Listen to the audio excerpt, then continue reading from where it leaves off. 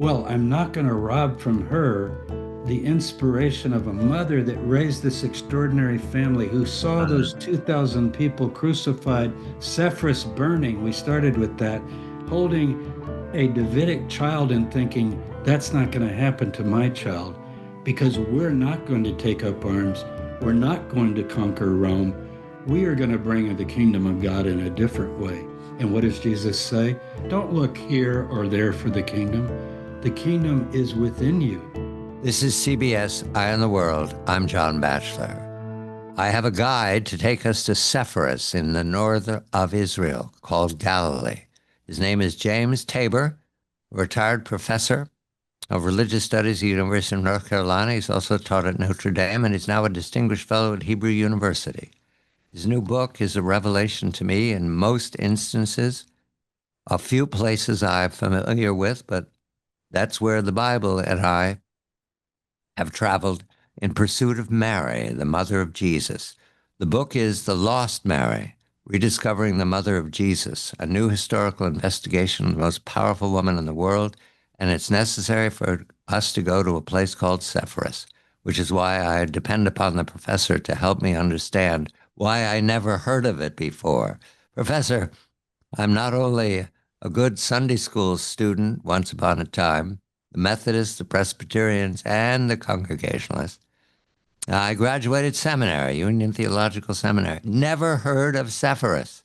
Now, this is Roman remains you've excavated there, and I begin there because that's where Mary was born, where her parents raised her before the adventures that we know as the coming of Jesus the Christ. Where is Sepphoris? Why did it disappear? Good evening to you. Good evening to you, John. Great way to start. Let's ask people to go get their old family Bible if they have one around the house, and it'll probably have maps in the back. And this will be a kind of an interesting thing to discover.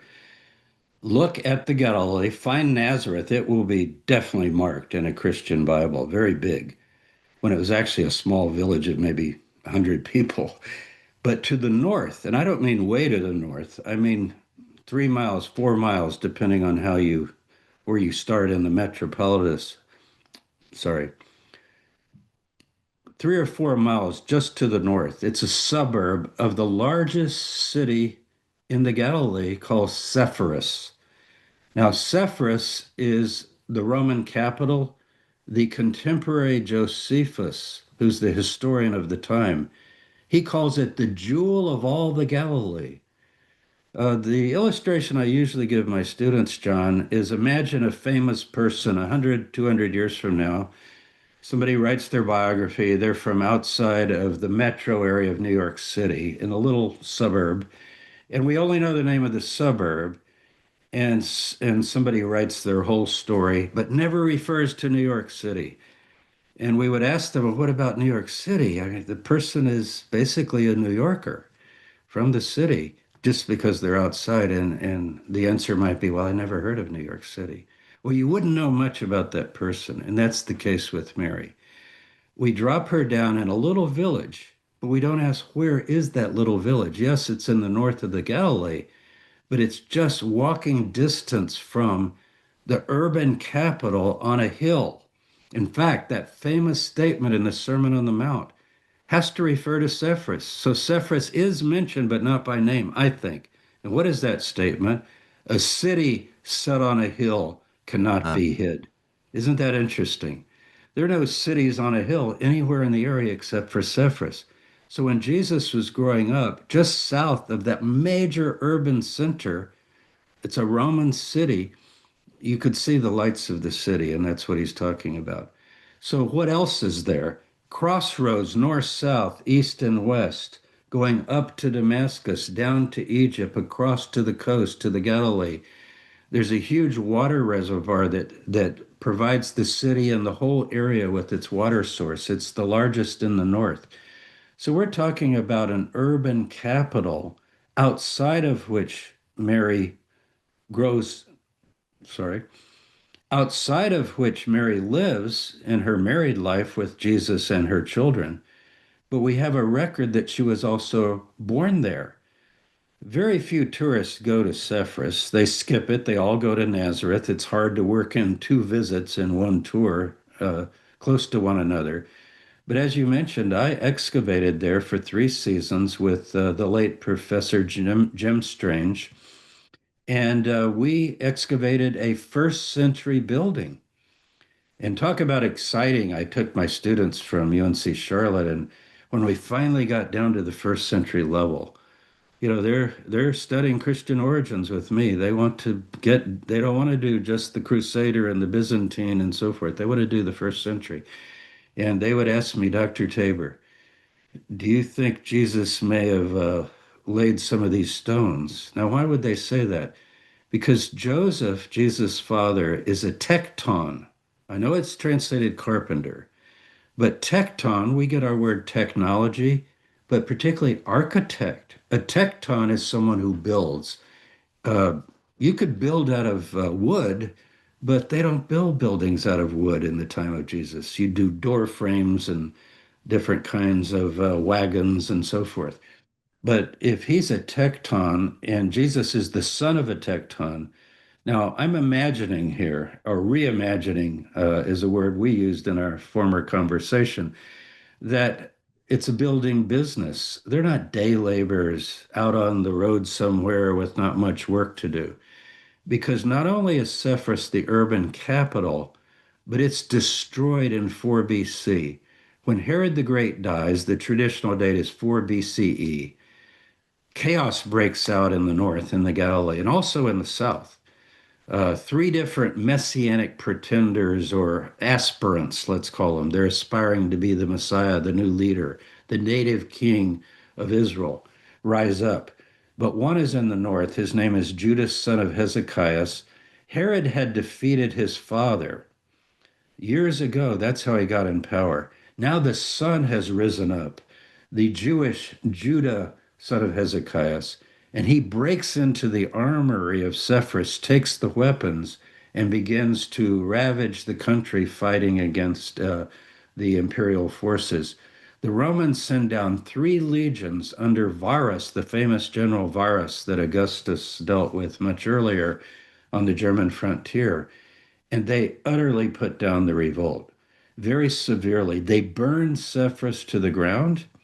So when Jesus is growing up, Sepphoris is being rebuilt by the son of Herod the Great. His name is Herod Antipas. He's the one who beheads John the Baptist later. So we know him well in the New Testament. So Herod the Great is dead. Revolt breaks out. Josephus, again, the historian that we rely on for this period, he's Jewish. He writes in the first century, knew the emperor, and so, he's well informed. He says that they crucified 2,000 people up and down the road from Galilee on south. As an example, don't ever think of this again. So Mary, let's put Mary in the picture. She was born in Sepphoris. You can visit the ruins of what they say is her house. We don't know. There's a Byzantine church over it and now a Crusader church. But the sisters there are quite sure that it's Mary's house. And if you ask them, well, why does everybody go to Nazareth? They would say, well, this is not very well known. It's the home of Mary's parents, Joachim and Anna. How many churches of St. Anne are there all over Europe, all over America? And most people don't even know who's St. Anne. Is she some medieval nun or somebody that was made a saint? That's Mary's mother. That's Jesus's grandmother. This is the woman who bounced Jesus on her knee, I like to say, and held him tight and kissed him as the little boy. So we're trying to rediscover the historical Mary. So let's put it together. Joseph is a builder, probably a stonemason, I would say. Why would I guess stone? Because these buildings are built of stone. The floors are stone, everything is stone. And if you're a builder, you're working with stone. Also, though, how many times did Jesus use building images? Yes, he talks about agriculture, but he says, if you're building a tower, you need to dig deep around the foundation. And Why would he bring this up? It sounds like he's quoting his father and he's experienced in this. So let's just call him a builder. But what is he building? Well, Cephas is being rebuilt as Jesus is coming of age. People talk about the lost years of Jesus. Did he go to India? Maybe he went to Egypt. He got the wisdom of the ancients and then came back. I think he's getting up at 4 o'clock in the morning, John. They're walking to Cephas. I remember the day I was with my students at Cephas, and they said, Dr. Tabor, could we walk to lunch? We quit around noon or 1 o'clock, and then because it's hot and you start early in the morning, like 4 o'clock, you're at the site ready to dig. And I said, let's do it. Because sometimes people say, well, I wonder if Jesus could have ever walked to Cephas. It took us 45 minutes. We just walked Right. on down to Cephas. It's downhill and then across the valley and up. And we had falafel in Nazareth. And oh, on the way walking, it was it's still countryside after 2,000 years.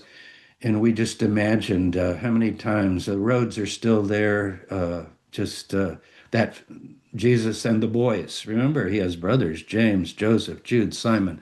They're all coming up. The girls are at home, working probably with Mary as the mother, the matriarch of the family.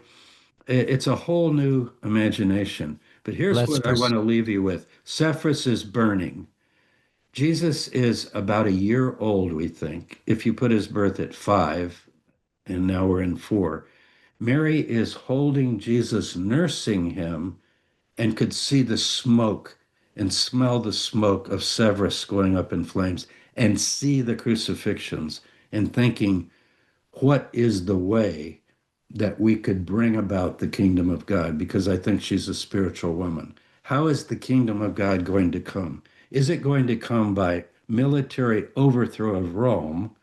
And she can see the results of that attempt, or some other way. I put her at the center of that kind of thought. I think she was the matriarch of the family, and Cephas is a good way of introducing that. Mary's born in Sepphoris.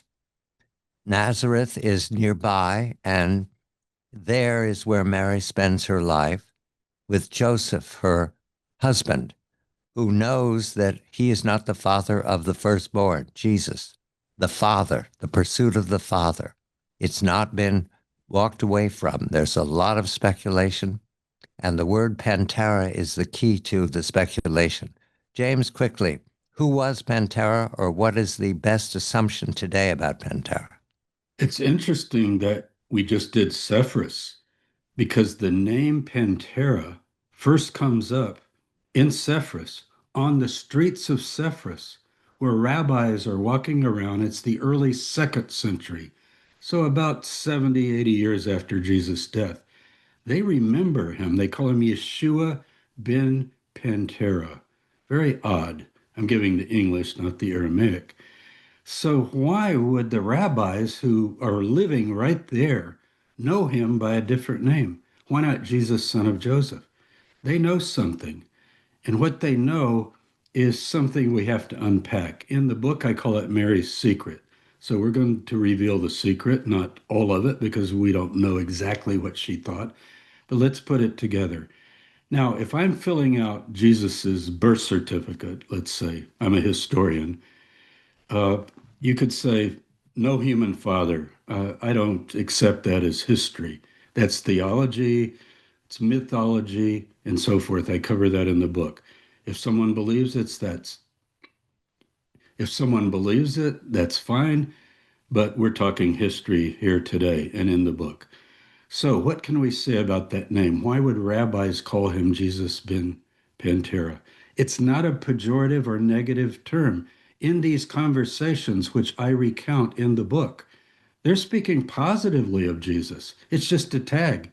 You know, Jesus, Yeshua ben Pantera said this and that. And one rabbi in particular who gets sort of censored for it, Eleazar, he rather likes what Jesus said. We won't go into what he said, but the fact that they're quoting him as a positive rabbinic authority, but calling him Jesus, son of Pantera. The next time it comes up is much later, about 180 CE or AD. and it's with a critic of Christianity, a philosopher, a sophist, and he's slamming the Christians for their stupidity and foolishness, and he's just spreading the gossip thick. And what he says is, you know, I have heard from different Jewish sources, kind of like street gossip, basically, that Mary slept with a Roman soldier and he seduced her, and therefore Jesus is the son of a Roman soldier. Now, Origen, the church father, is the one who preserves this for us, and he responds to it. But he doesn't say, look, that name is made up. We don't know what that name is, anything like that. He simply responds as the other church fathers do. Actually, that's not exactly correct. Let's forget his response. So Origen preserves that text for us, but other church fathers, particularly Epiphanius, who's a little bit later, he says that's a family name. It's not a negative name. It's in Joseph's family. In other words, Joseph could be called of the Pantera tribe.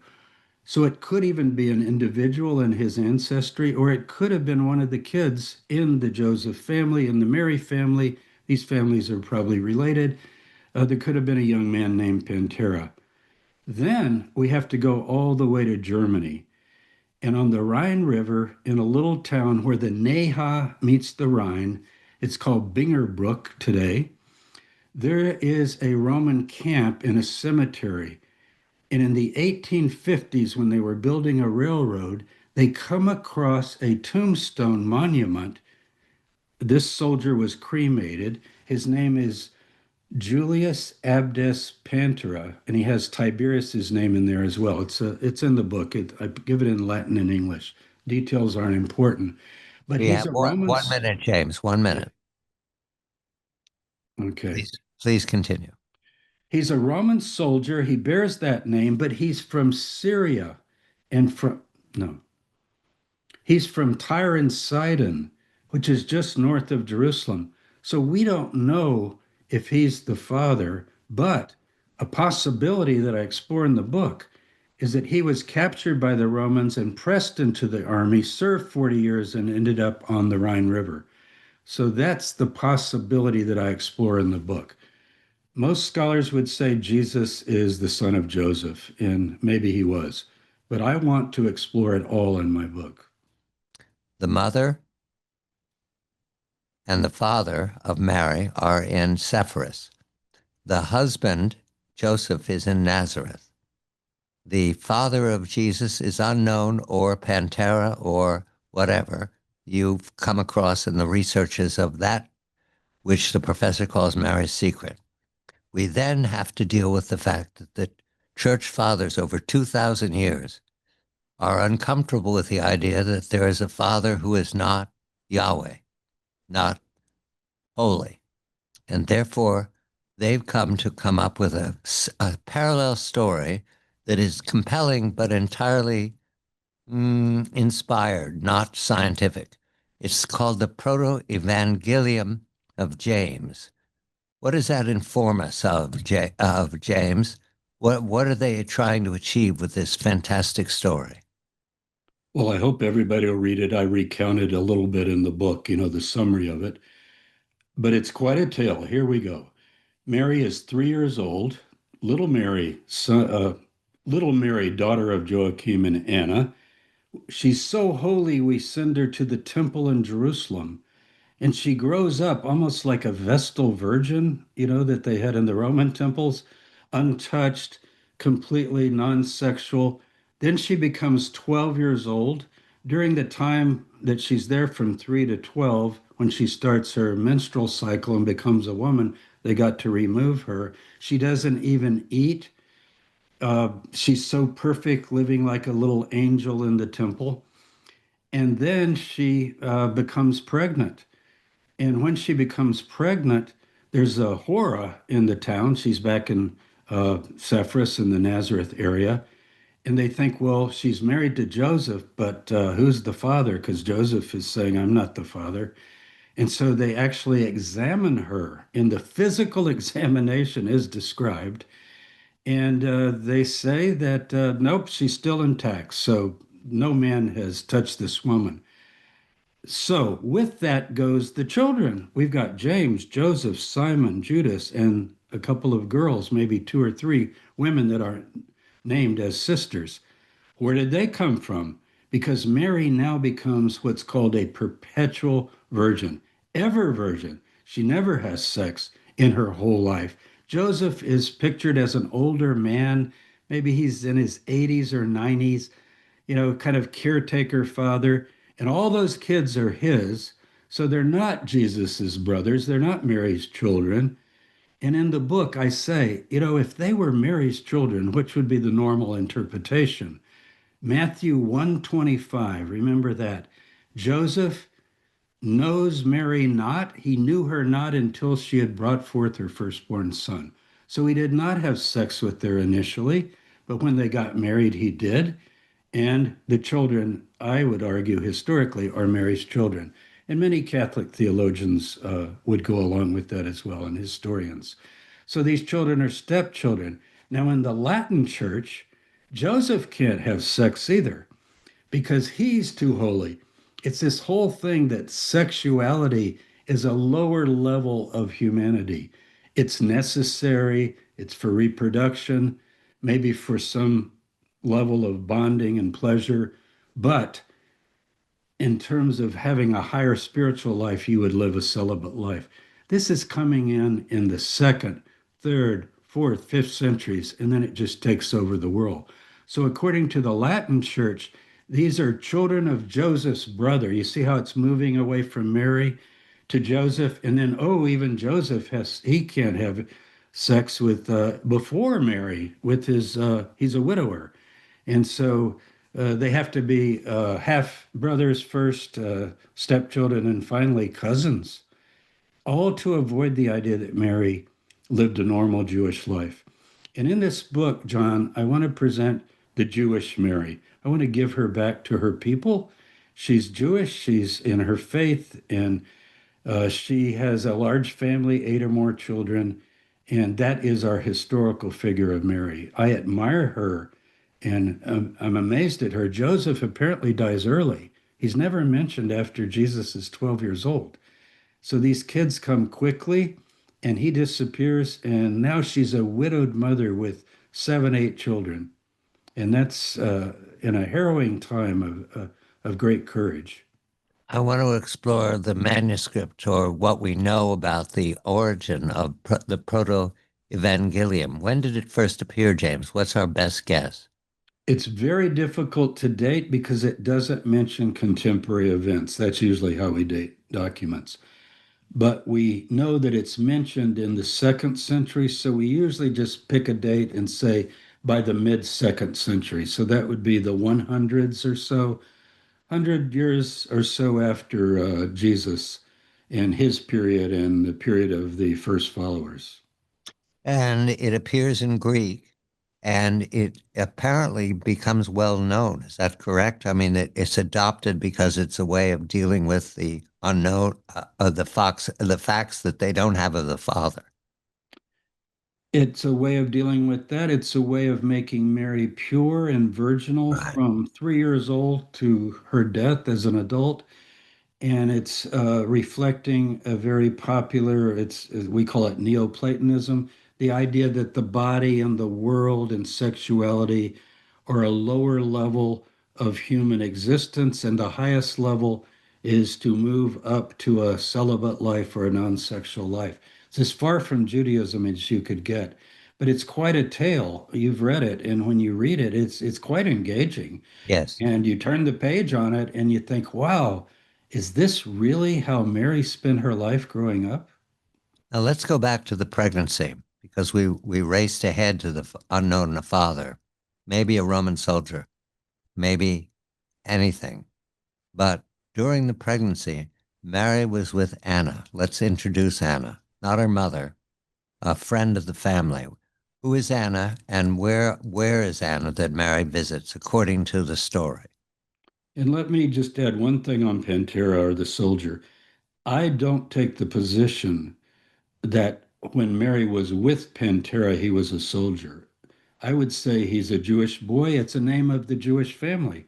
And therefore, he got carried away, perhaps impressed into the Roman army, but he's not a Roman soldier when she meets him. That's important because I've been quoted. Tabor thinks Jesus' father was a Roman soldier, which I don't think. I think he was a relative of the family, a young boy. Now, Anna and Joachim, the father and the mother of Mary, we know from this document. So it's not as though this document doesn't give us anything. The person's name, and Salome is named, we think the sister of Jesus. She's named, she's almost like a kind of a attendant or something at the birth of Jesus. Remember, these kids are older according to this text, so they can help out with Jesus' birth. Jesus is the new kid in the family, not the firstborn. So it's a very odd kind of thing. But Anna, I wish we knew more. One thing we learn from that text that I accept because of other evidence that I give is that they're not living in poverty. They're living in Sepphoris, the urban capital of the Galilee. And Joachim is described as a wealthy man with lands and flocks and herds. That's not something I think you Uh, would make up in the second century because the poverty idea was coming in, that they had nothing, nowhere to lay their heads. So you wouldn't make up the grandparents and make them wealthy. So I think there's evidence that the family is, I'm not saying they're rich, but they're landed and they're propertied. And picture Jesus knowing them all his life. How many churches of St. Anne are there in the land? And yet we never picture Jesus, little baby Jesus, being held by his grandmother or his father playing games with him and so forth. And the whole family, they would be getting together all the time on the Sabbath. It's 4 miles away.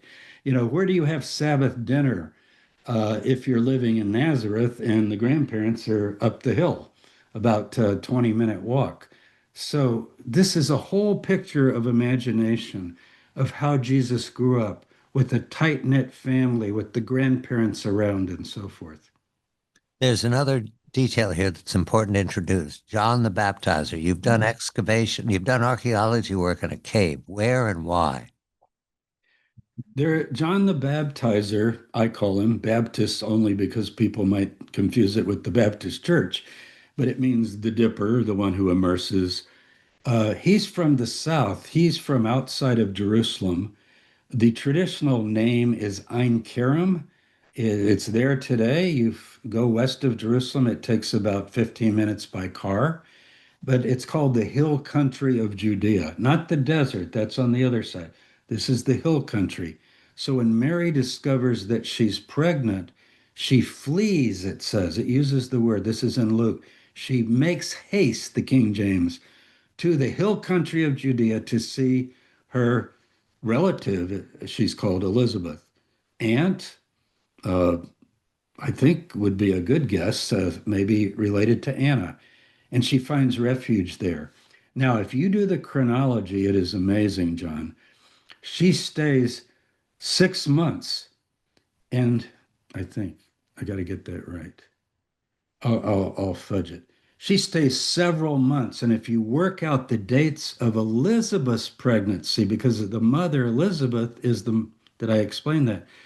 Elizabeth is the mother of John the Baptist. And if you work out the dates, Mary leaves after the birth of John. So here's a new image. I've never seen it, where Mary, the young Mary, pregnant with Jesus, 3 months behind John, is attending at the birth of John. So where we excavated is just right there in the valley of Ein Kerem. It's a place called Suba today. It's mentioned in the Hebrew Bible, and there's a cave there. And that cave is actually mentioned, I believe, in the Proto-Evangelium of James. So you see how this is all connecting because Herod the Great wants to kill the children, remember? And well, John the Baptist also would be a child that was born in that time. They're going to be after him. And she hides in a cave. And we have, we think, discovered the cave of legend at least. But you know what it has on the walls? It took us 5 years to dig down and expose it all. It has the earliest art, pictures of John the Baptist, his head on a platter, a sword, three crosses. So it's later Christian, but they're remembering this as the cave of John the Baptist. And it's a reservoir full of water where you could baptize. So that's interesting as well. At Golgotha, at the cross, as Jesus is in pain, and he makes a remark to Mary and one other person with Mary. The disciples have run away, and therefore, who is it that's standing there that Jesus asked to take care of his mother? James Tabor points out that it's James the brother. Therein lies a problem, and it can't be solved if Jesus is the product, is the creation of a woman who was never known or having a husband or a father of her child. And James becomes critical. What do we need to know about James at Golgotha? Was he ready to take up the burden of the disciples? Well, look, John, everyone knows who knows anything about the Bible, something that's not true. And that is this unnamed disciple. He's called the disciple that Jesus loved. He's at the Last Supper. And that's when he's introduced. He leans on Jesus' breast. Everybody knows that's the fisherman, Peter, Andrew, James, and John. That's John the fisherman, right? Yet, that tradition doesn't start until Irenaeus in 180. When I teach my students, when I lecture, first question I get, well, wait, we all know that John the fisherman is the beloved disciple. And I ask, would Jesus hand the care of his mother and the large family with those brothers and sisters, those young ones coming up, over to the fisherman when James, his blood brother, who drank the same milk as one of our texts says, brother, we drank the same milk together, they're bonded together. We have a lot of texts on that. And then he becomes the head of the movement. People think of Peter as the leader. He's the head of the 12. But who is the successor of Jesus? He's not Jesus. He's not the Christ, but he has to leave someone in charge. So we have a text from Nag Hammadi in Egypt, discovered in 1946. It's called the Gospel of Thomas. And in saying 14, the disciples ask, this escapes the censorship of any kind of ecclesiastical authorities. It's been buried since ancient times. And what do they ask? You're leaving us. To whom shall we go? And he says, go to James the just, his brother. And then we find in the book of Acts, open your New Testament, Acts 15, the greatest decision the church had to make of that time, the Jesus movement, I call it. It's really not the church yet, the Nazarene movement. What was their greatest decision? What to do with the Gentiles? So in this meeting in Jerusalem in the year 50, Peter speaks. He's not in charge. Paul speaks. All the apostles talk about what should we do? Should we let non-Jews into the movement without converting to Judaism? And they argue no. And then James gets up, but he's not identified other than, and James stood up and hits the gavel and he says, I've heard everybody, my decision is. Who is this my decision is person? The book of Acts doesn't call him the brother of the Lord. But when Paul in Galatians, that's a letter of Paul, one of his early letters, tells about that same meeting, he says James is the brother of the Lord, and he calls him the pillar of the church, along with Peter and John. But he says, kind of sarcastically, the so-called pillars of the church. He's talking about the Jerusalem group, meaning that if they disagree with my visions, then we have a problem because I'm talking directly to Jesus Christ. So that creates, we'll get into that as we go on, I think, quite a dichotomy between those who are with Jesus and those who are having visionary experiences later. And who should you follow? So James is so important. He is the successor of Jesus and leads the group until 62 when he is stoned to death and beaten to death with a club by the same priestly family that had Jesus killed, the Annas family. And that's in the year 62. I want to assemble this, Professor, and see if I have the sequence. Mary of Sepphoris, mother is Anna and father is Joachim. She becomes pregnant by unknown, And Joseph, the elder man, the stonemason perhaps, of Nazareth, marries her and takes her to Nazareth where she lives.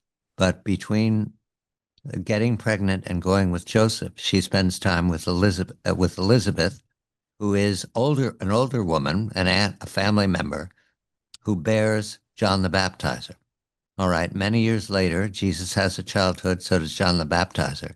John the Baptizer becomes John the Baptist, who is executed by the king in Jerusalem.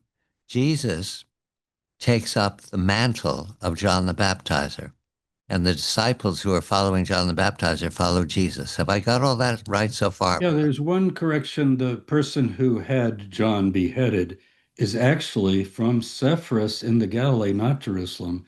He's the tetrarch of the Galilee. So he's not actually in Jerusalem. He's at a little fortress across the Jordan called Machaerus. So that's recounted in Mark. You've got it right. He's beheaded. And I think Jesus picks up the mantle. If you open Mark, which we think is our earliest gospel, Matthew comes first, but Mark is earliest. It says, after John is arrested, Jesus goes forth and preaches, repent, the kingdom is at heaven. And he also baptizes the same baptism that John baptizes with. And so if you put it Let's all go on. together, then you've got it right. Yes. We are now past the crucifixion, past the rising from the tomb on the third day, past the ascension. Where does the energy, the momentum, the genius of founding the Christian church come from? Where? It's a place, Mount Zion in Jerusalem. And the professor has been there many times, has pointed to the excavation in and around where, and also remember the phrase, the upper room. Professor, take us to Mount Zion. It's just before dawn in Jerusalem. I think you spent some quiet time there when you arrived for excavation. What is the what is that where is that house and what happens there after Jesus is dead? Good evening to you and gone to heaven. So you've got to imagine Jerusalem four square, north, south, east, and west. So this would be the southwest area. It's the highest hill in Jerusalem. So if you're on Mount Zion, as it was known then, not today. Today, people think of Mount Zion as where the temple was. This is higher than the temple. These are wealthy people. Jesus eats the Last Supper as a page. Jesus eats the Last Supper at the courtesy or support of a wealthy patron. I don't know if it was Joseph of Arimathea or Nicodemus. These are two names that come up in the New Testament as wealthy people that were secretly supporting Jesus. But whoever provided that room, it was done for him to be with his disciples and eat the Last Supper. So that's the upper room. Now, it does not exist today. But what does exist, because millions of pilgrims go there, it's the second most visited site.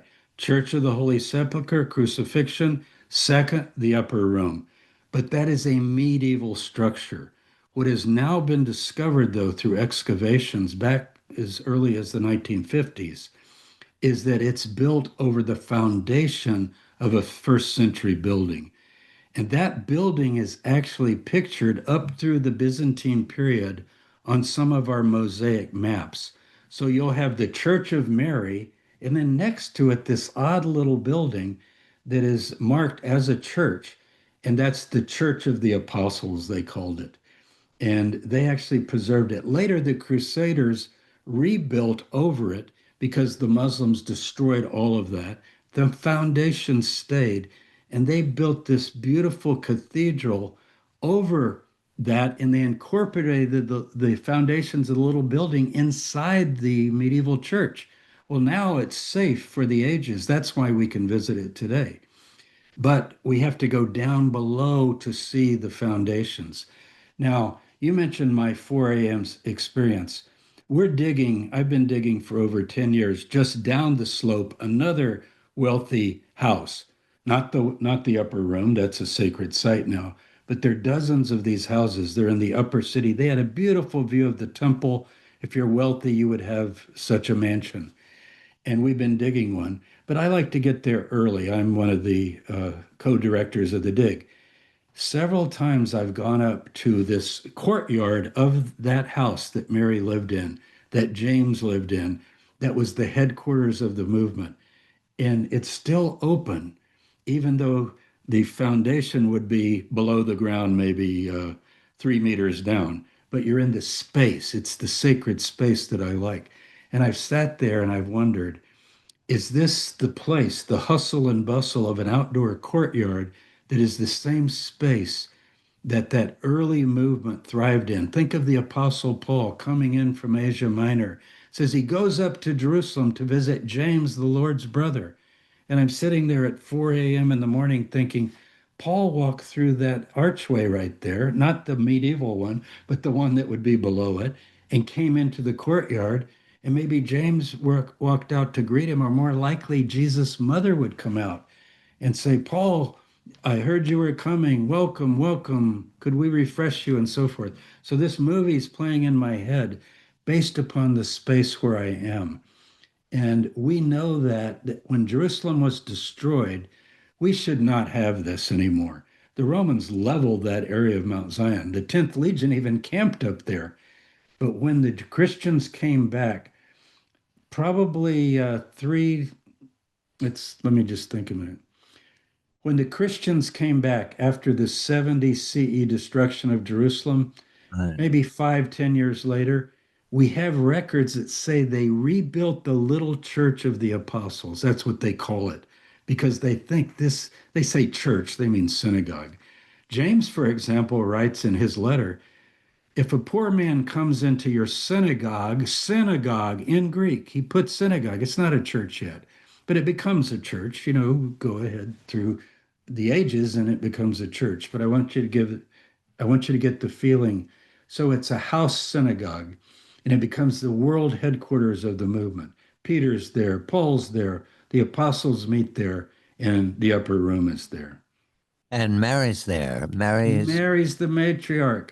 She right. must greet all the visitors. People, can you imagine people that never met Jesus and so they come to visit, pilgrims? I'm talking about in the first century. Pilgrims are later in the fourth. I'm talking first century people who come, Paul's converts, they come to Jerusalem for the festivals and they're coming and they say, would you like to meet Jesus' mother? Can you imagine what that would be like? Going in that courtyard, people lived outdoors, basically there's probably an oven and a fire pit and a well. Actually, you can see where the well was. It's actually marked today. So that's a holy site to me. And the Armenians are up there, and the Armenians revere James, not Peter, as the leader of the church. And they're the oldest Christian community in Jerusalem. And if you ask them, after Jesus died, who's in charge of things? They would agree with the Gospel of Thomas. They don't think it's Mary's child because remember, the Eastern Church says, no, these are children of Joseph by a different marriage. He's an old man. But they do know at least that he's James. And there's a street there that I like to walk down, John, and it's called the Street of Yaakov James. It's my street because my first name is James. Who am I named after?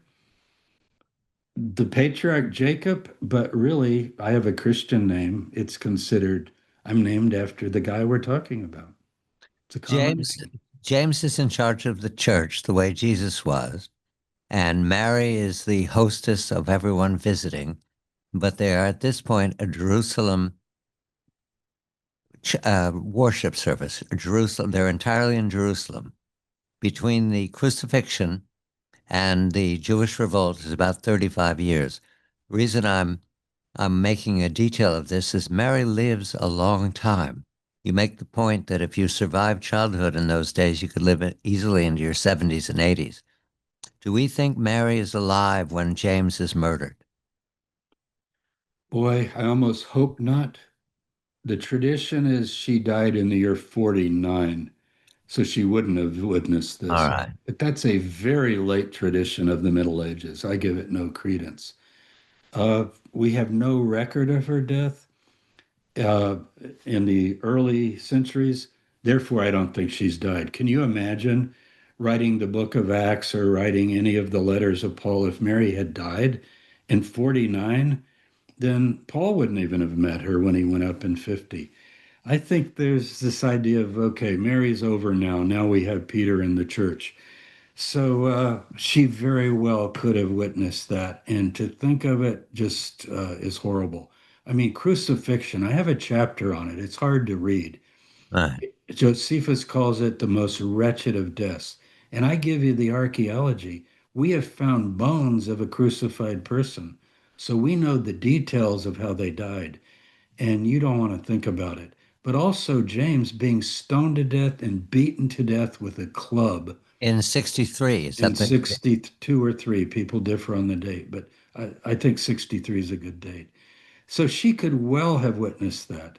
And right? she wouldn't have to be that old. She would only have to be in her 70s. There's something that happens now with the Jewish revolt against Rome and against the men that Rome puts in to be the leaders of Jerusalem from 66 to 70, and the Romans are ruthless when you rebel. Jerusalem is the high city, Caesarea down at the coastline. But Israel today was Palestine then, and it's the hinge of the Roman Empire. It's why it's so important, the Fertile Crescent. The Parthians to the east are the only real substantial enemy of Rome in the first century AD. So Jerusalem is very important to the Romans. When they put down the revolt, they destroy the Second Temple and they drive people out of the city. Some of those people are Christians, some are Jewish who become the rabbinical school. We need now to ask a question that the professor addresses throughout his book. Where did Mary go in the record, Professor? Why does she disappear at this point? Whose idea was that? Well, she's almost written out earlier because she's mentioned in the book of Acts, chapter 1, day of Pentecost, when the church begins. The movement is birthed. Mary and the brothers are there. After that, she's never mentioned. I think it's because she died later, but I think she may well have died before 70. So perhaps in the 60s she died before the revolt. We don't know. It seems like we would have some record if she had fled. Now, we do know that the group fled under the leadership of Simon. Now, who is Simon?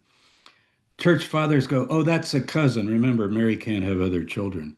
But think of the children: James, Joseph, Simon, and Jude. We have a letter from Jude. We have a letter from James. We've been talking about him. Who's this Simon?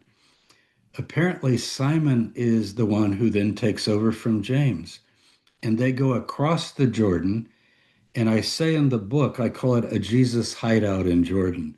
The country of Jordan today, across the Jordan River, it's up in the north, and it's not too far from where John the Baptizer used to hang out and hide from Herod the Great.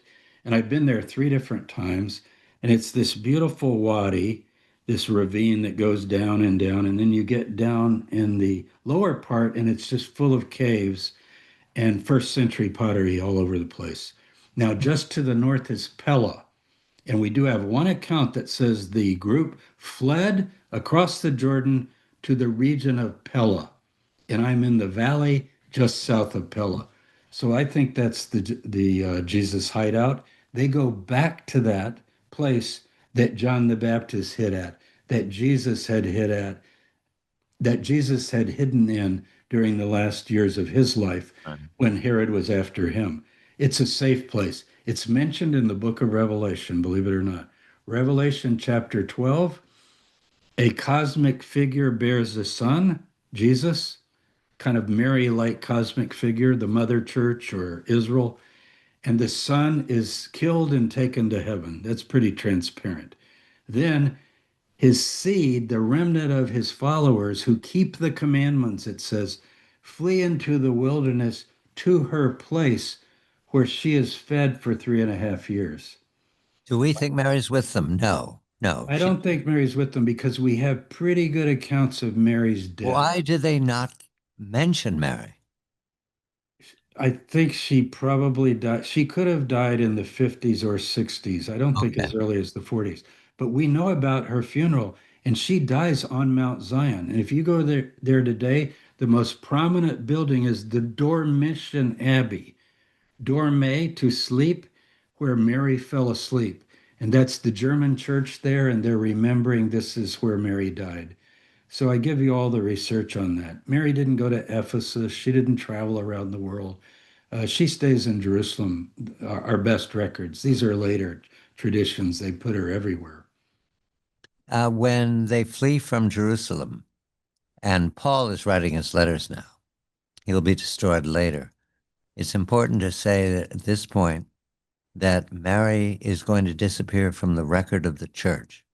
That's the mystery that cannot easily be solved. What is your thinking right now, James, having gone through writing this book down and talking about it incessantly? Is there a moment when we can say Mary's important to the house on Mount Zion and then she's no longer important? Do we know where that is?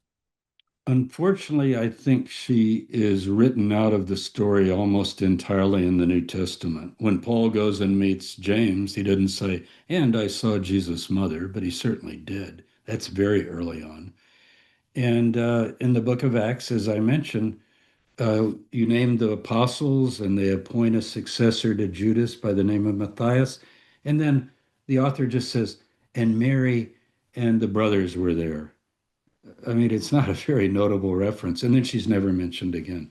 So in the New Testament, the last reference is in the year 30. You wouldn't even know anything about her except we have these later traditions. And we can read back and we have the archaeology about the house and how people are visiting and so forth. I can't give you a date, but I think somewhere before 70. If she'd lived past 70, then you're really stretching the lifespan. But also, I think it would be noted. If we know it says Simon fled with the followers, it doesn't say he took his mother. Now, he's very old now. Right. Even as a child, he's quite old. And he later is crucified by Trajan, and he's over 100 years old. We have that in Eusebius. So Mary would have died before that, I think. All the storytelling 2,000 years ago, we now come to the 21st century and the discovery of ossuaries in Jerusalem. And Paul, James is set in one of the ossuaries and contemplated where he is. James, what is an ossuary and what was discovered and what do we need to know? Well, I didn't sit in the ossuary, but I did sit in the tomb where the ossuaries were. So Yes, you yes, can please. edit Yes. that. James has been in the. Why don't you say that again? James has been in the tomb. So. James has been in the tomb with the ossuaries, where the ossuaries were found. Please continue. So in 1980, just before Easter, interesting date, who knows how history repeats itself, a bulldozer discovered a tomb south of Jerusalem in a place called Talpiot. Anciently, it has the name Arimathea, means two hills. Joseph is apparently from that area of Arimathea, the two hills. You can see it south of Jerusalem if you stand on Mount Zion and look south. So this tomb had an interesting set of names. The Israelis who discovered it at the time just thought, well, the names are common, but guess I'll give you a few of the names. Jesus, son of Joseph. Now, that would have caused some attention. And then Maria, spelled in a Latin way, Maria, not Miriam. And then a Mariamne and a Matthew and a son of Jesus. His name is Jude, son of Jesus. And there were six inscribed names, and one of them is Yosei also. So those are the six. Now, Yosei is a nickname used in the Gospel of Mark only. In your Bible, you'll read it as Yosis. They put an S on it. That's Greek. So let me tell you the verse. Mark 6, verse 3. You can look it up. They're talking about Mary's kids. This is in Nazareth. And they go, we know Mary. Jesus is the son of Mary, and his brothers, James, Yosei, Simon, and Jude. We know these boys, and we know his sisters. Well, guess what? Yosei is a very rare form. It's not like Yossi. Today, Yossi is just like Jim for James. But Yosei is rare. It's only on one other ossuary. So it's a nickname that apparently Jesus' brother had. Plus, so we've got Jesus, we got his brother Joseph. Well, look, if Simon took over after James died, why didn't Joseph take over? He's second because he's dead. He's in the tomb. So we began to think. Now, this is all the way to the 1990s. The tomb is ignored, it's closed up, and several of us got interested in it, including James Cameron, the filmmaker, and Simca Jacobovici. He's won 3 Emmys for documentaries. I was the academic advisor for the film, and we said, let's go back in that tomb. Let's study this again. Let's do stats on the names. And what we found was that the individual names are somewhat common. Joseph's is very common. Mary's very common. But it's not Joseph, it's Yosei, the nickname. And when you do the cluster, no other tomb in Jerusalem, of the 600 tombs that have been opened, and the 3,000 ossuaries, ossuaries are bone boxes. It depends on your size. They're the length of the femur bone and the width of the skull. So a child would have a small bone box, and they would put the body out for a year. And when the flesh and organs had decayed, they would gather the bones, put them in an ossuary, and often write the name on it. Sometimes they knew who was in each one, but it's for the family to remember. This is Yeshua ben Yosef or Bar Yosef in Aramaic. So that's we found there were 10 ossuaries. Some of them were probably wives of some of the people in the tomb, maybe an unmarried sister. You don't ever find a tomb with every ossuary label, but 6 out of 10 is a lot. However, the 10th one we can't find anymore. It's gone. And the Israeli Antiquities Authority says that it was put out in the yard somewhere of the storage unit. It wasn't important, and it just disappeared. But in 2002, remember 1980, the 1990s were doing our work in the year 2000. And now in 2002, another ossuary shows up that was discovered in the 1980s. And it says, James, son of Joseph, brother of Jesus. Wow. If that is authentic, and there was a 7-year trial accusing the owner of forging brother of Jesus to make it more useful and more valuable. I know the owner well. I've talked to him many times. I emailed him today, in fact, John, because we're going to do DNA on these ossuaries. And he said, James, I didn't even know Jesus had a brother. I'm Israeli. I'm Jewish.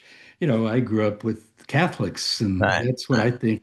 And somebody said, "Well, he had a brother, and you put that." He said, "I didn't know he had a brother."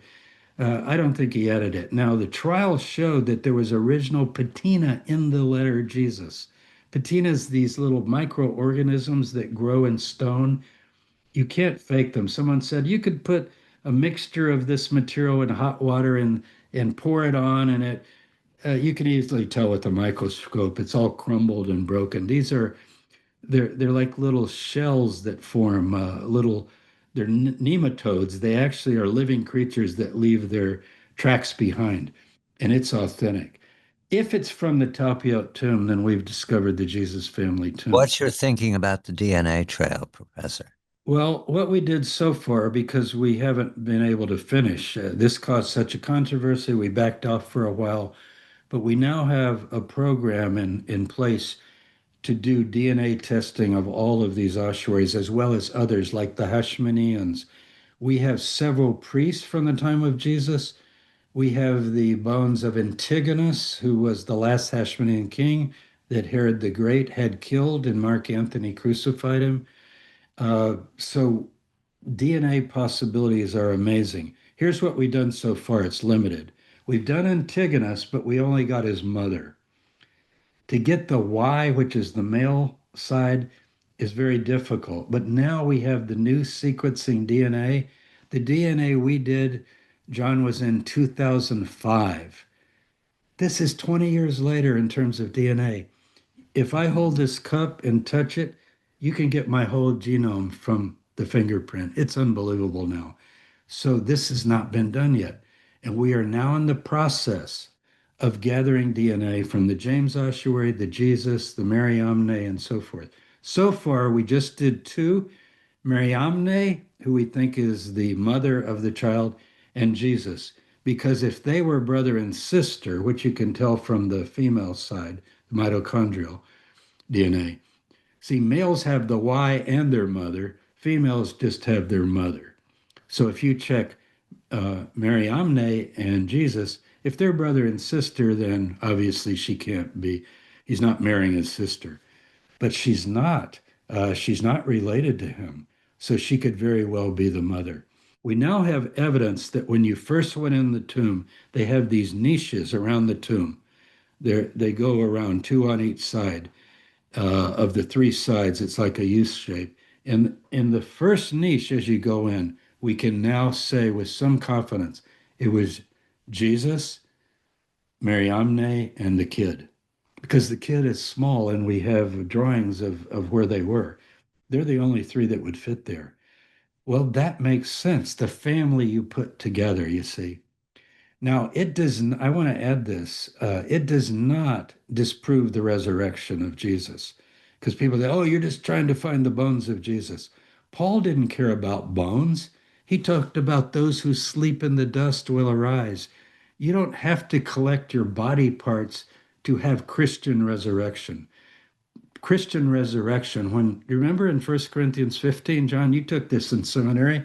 What kind of a body will it be? He said, I can't tell you what kind of a body. He's not talking about the physical body. He says there's a flesh and blood body and there's a spiritual body. So some Christians are so bent on the idea that if you found the tomb of Jesus, that would be a disaster for Christianity. I think it would be proof actually that the family existed, that some of these things we know are confirmed by archaeology, and you can still believe in the resurrection. That's another question entirely that science can't touch. But according to Paul, he saw Jesus. What did he see? He says, I can't tell you, but he was glorious.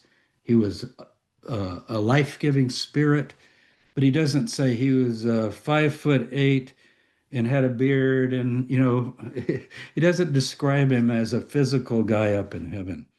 So many Detail. Christians believe that today. I think they understand that. When you say it's spiritual, it doesn't mean it didn't happen.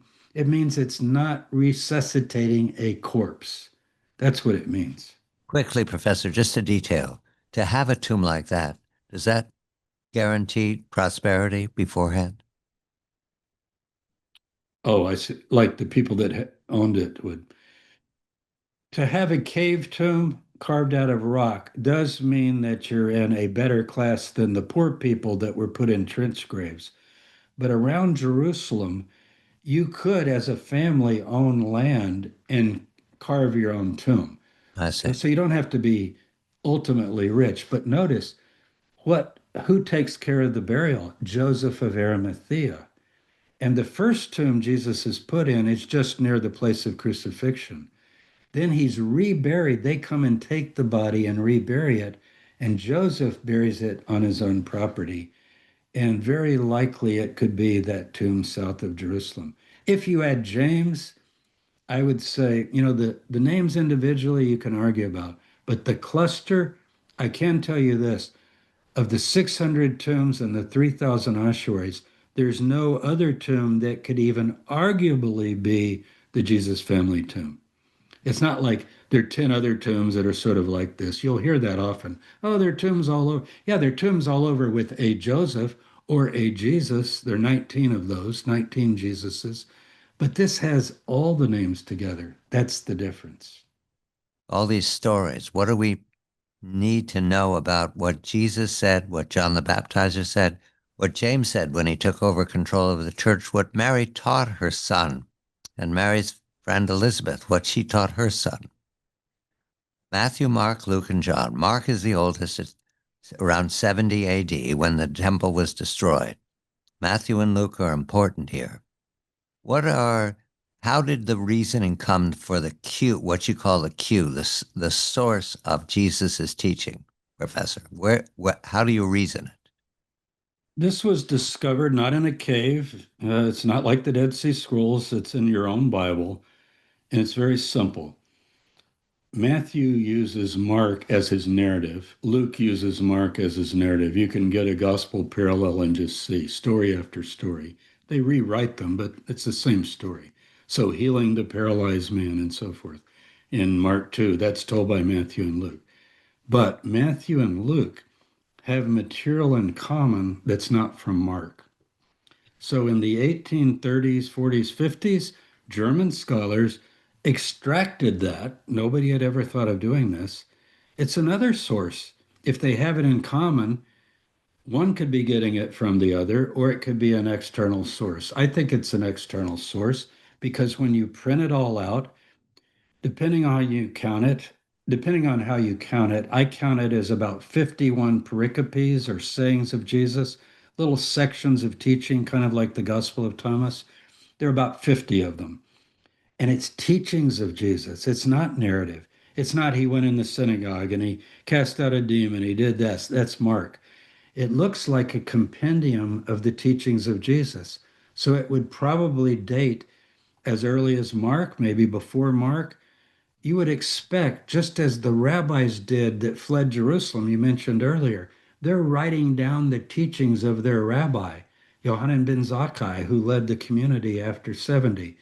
Well, the Jesus followers are also going to be preserving the writings of their teacher. Now, I don't care if people call it Q, Y, Z, X. People say, well, I don't believe in Q. It's very popular today to question Q. Well, do you believe in the material that Matthew and Luke have in common? Because it's in the books. Pull it out, read it, and you will be amazed. Because for most Christians, this is the profound material that we remember. We call it Sermon on the Mount material, right? And then we go to the book of James. About six or eight of the sayings that are in the Q thing, that are in the Q source or the Q material, the extracted material, are also in the book of James. So you got James's brothers saying, don't swear at all, right? And the tongue is very dangerous, and watch what you say. And you go to Jesus, and then you go to John the Baptist. People don't realize this. In Q, John says this: if you have two coats, share with him who has none. If you have food, share it with those who have nothing to eat. You could read that in a church and people, oh, yeah, I love to hear about Jesus and what he taught. No, that's John. John, Jesus, James, they're together.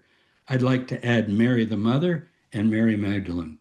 That's been my 40-year career, rehabilitating and remembering those five people, because that's the Christianity before Paul. Nothing against Paul, but Paul is coming from his own experiences. He never met Jesus, and the book is about that period.